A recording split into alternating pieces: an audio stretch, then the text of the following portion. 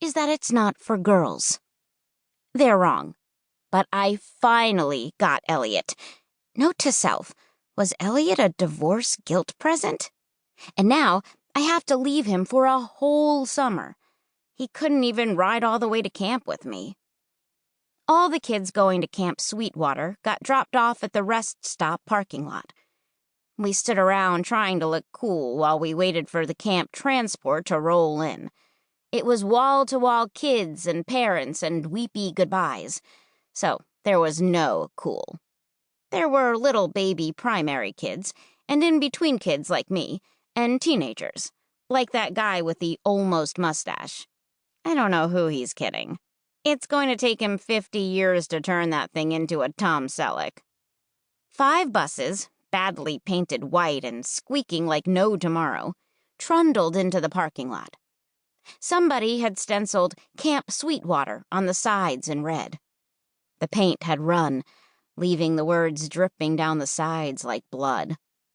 I tried to point this out to my parents, but they were too busy making sure I had plenty of underwear and suntan lotion, and pretending to be totally, completely, absolutely not about to break up our home. Well, whatever happens, at least I'll have custody of Elliot. Counselors poured off the buses and sorted us by grade. After granting us one last farewell, they herded us into our sketchy rides in grade order. The lineup is simple.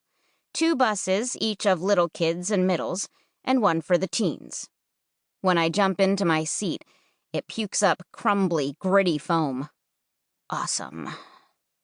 The road to camp twists its way through the trees, and it feels too narrow for the bus. The bus bounces and rattles and shakes like we're driving over the surface of the moon. What kind of shocks are on this thing? The noise shakes up the swarm of butterflies in my stomach. I don't know anybody here, and I don't think anyone else does either. It's weirdly quiet. Not like going to school, where people trade seats and lean over to talk and throw stuff when the driver's not looking. Here, we mostly stare at each other, then look away real fast. A couple kids seem like they're just barely holding back tears. There's a girl with a huge cliff of bangs towering over her forehead, a style my dad calls case of hairspray. She's scribbling furiously on some stationery. Is she writing a letter to the people she just saw 20 minutes ago? There's a boy with dark hair and dark eyes and a big smile, nose in a book, reading intently like there is going to be a test. Is there going to be a test? I try to sneak a glance at the cover, but get interrupted. A very tall, teenage girl, one of the counselors, judging by the name tag on her Cure t-shirt, hops up and starts shouting at us from the front of the bus. She has a megaphone, like a cheerleader would use. "Right then," she says in a heavy British accent. She sounds like a lady in a James Bond movie. I figure she's doing a funny voice, so I shout back, "Right," in my own British accent. Unfortunately, I'm the only one who does. My cheeks burn a little. Whatever.